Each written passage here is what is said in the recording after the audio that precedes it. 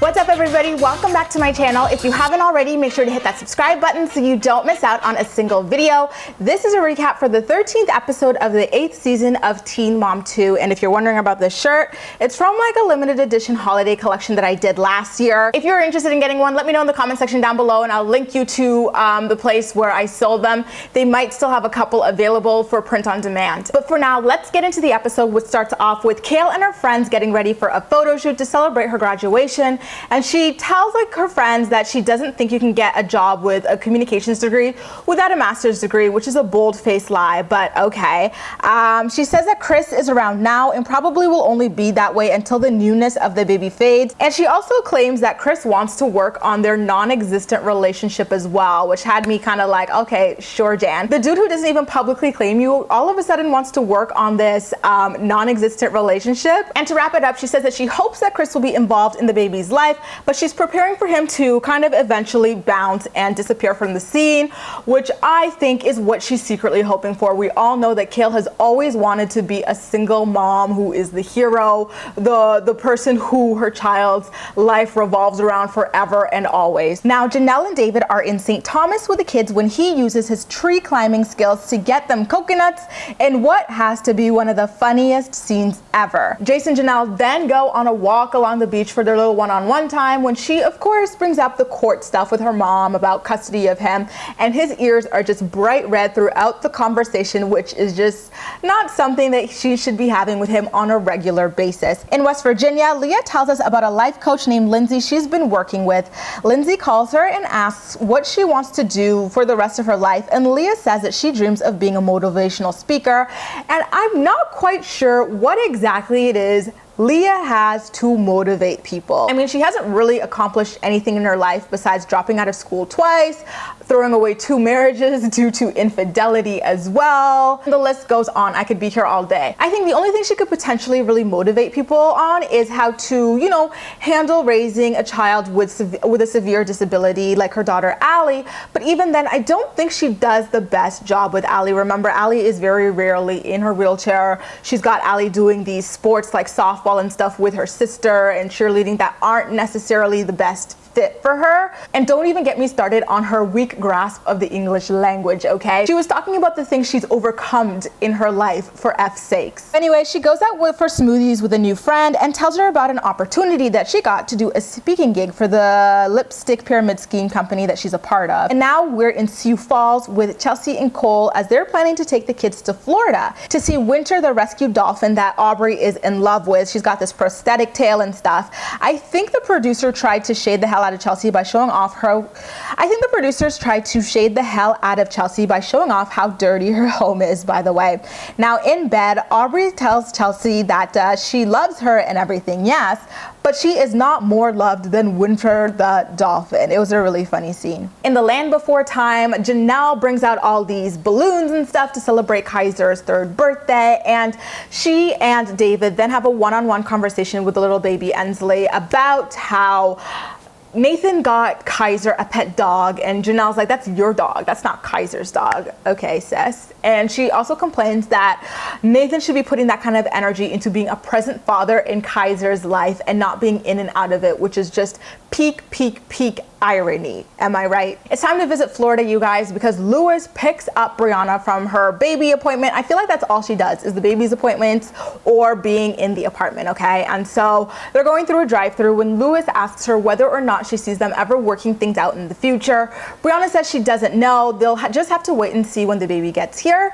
And she asks Lewis if he wants to work things out with her, and he says that he does. Okay, you guys, this next scene where Leah does her motivational speaking debut, I'm trying not to laugh because it takes so much to get up there and like speak in front of people, especially if you have anxiety and things like that. But Leah just did not prepare for the proper function. Like, she had it in her head that she was going to be a motivational speaker, like on the what is his name? Tony Robbins level, like where you just motivate people in general about their lives. But she was at a function where she's supposed to motivate people to sell lipstick, okay? And so her friend gets on stage first and is like, you guys, it's not that difficult to sell lipstick. We all know people who might even want to sell under you because they need money.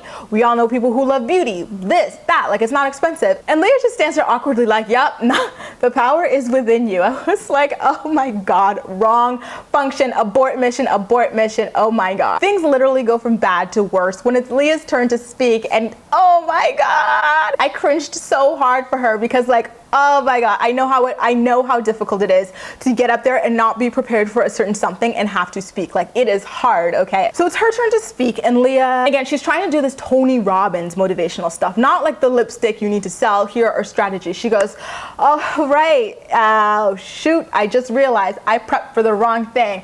So she's trying to stall, trying to like, you know, improvise, get it off the top of her head, but all she keeps saying is, I don't know, you know, like the power's within you. Be motivated, be confident in yourself, believe in your, I don't know.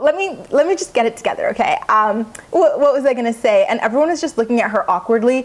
And one girl in the audience, you guys, one petty ass heifer in the audience actually laughed at Leah floundering around on stage. She was like, you know, when people laugh like that, I was like, poor Leah. But, you know, on the plus side, she understood that she had the wrong message prepped for this event. So after she gets off stage, she talks to her sister, Victoria, about how her motivational speaking stuff doesn't really intertwine properly with the lipstick business, and she's gonna start keeping them separate from now on. Thank you, God. Kailyn and Javi go out to lunch with the boys to celebrate her graduation, and Javi kind of embarrasses himself by simping for a girl who literally did him so dirty and could not care less. You guys, simping is when you give your all to a person who just like shits on you, and you just look like a spineless, like weak person, you know? Like, you're a great person, you don't need to do that. Like, always seek people who will return the love you give them. Like, Javi, please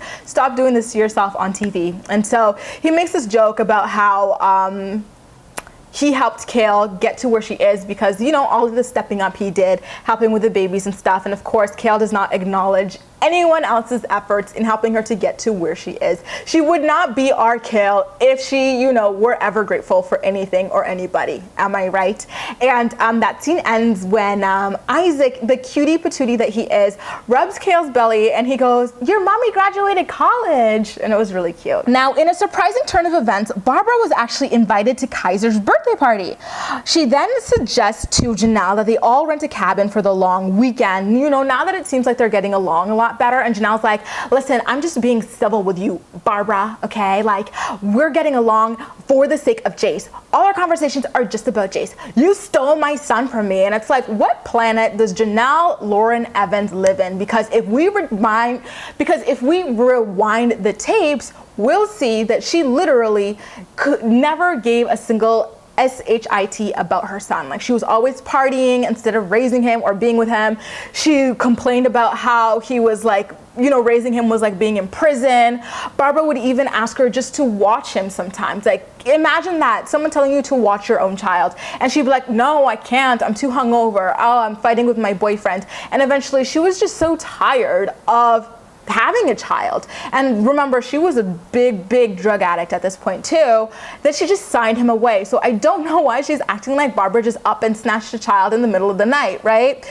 And Barbara decides she does not want to engage in Jenelle's childish games and arguments, so she leaves the scene. Back in the Sunshine State again, Briana tells Nova that Stellas due on Monday, but what she doesn't expect happens, which is that she starts experiencing contractions, so the family heads to the hospital. And actually, before they leave, she and her family have a laugh about how Lewis wants to get back together with her. And I felt like that was kind of weird because it seems like they want him to step up, and for him, a big part of stepping up is trying his best to win back his core family unit. So I feel like if that were me in that situation, my sister and mom would try to encourage me to see past something and, you know, work things out for the sake of my family and like do all I can to encourage someone to be involved in it, not really laugh at their attempts. But that's just me. Maybe it's a little kooky or off, but I don't know. I just didn't really understand why they were laughing at him wanting to get back together with her. After her blow-up fight with her mom, Jenelle tells Jamie about how Barbara wanted to go camping together, and I swear to God, Jamie has to be a hired friend at this point, because remember,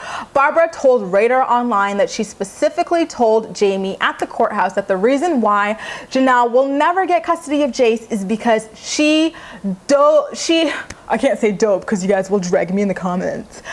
She and her daughter Ensley and David all tested positive for weed or THC. You know, Ensley had THC at birth. So why Jamie would laugh and agree that Barbara is like a shitty grandma or mom for keeping Jace, protecting Jace from Jenelle, is beyond me. Jenelle then reveals that she's not going to invite Barbara to her wedding, and not only that, but that she's excited for her mom to find out through the press. Like, what level of vengeful, petty, like, ugh, is that? Jenelle, I swear to God, is one day gonna look back and be embarrassed by how awful she was to her mom. Like, do I ever think they're gonna have a, great relationship?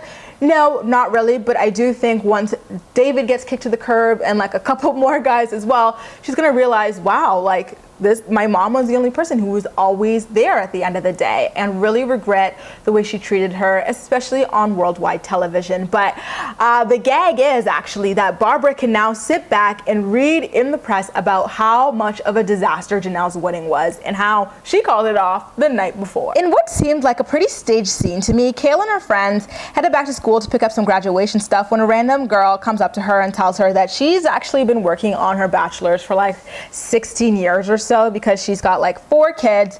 And then they share a mom moment, and now Aubree is so into the water park thing in Florida.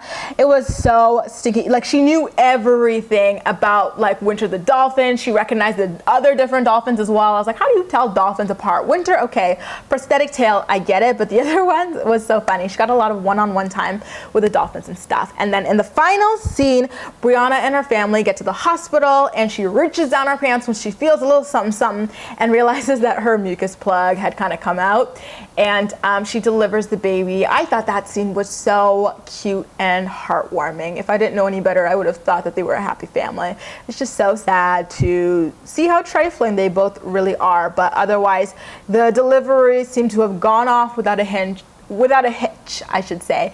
And they look like a really beautiful, happy family at that point. Nova was really happy as well.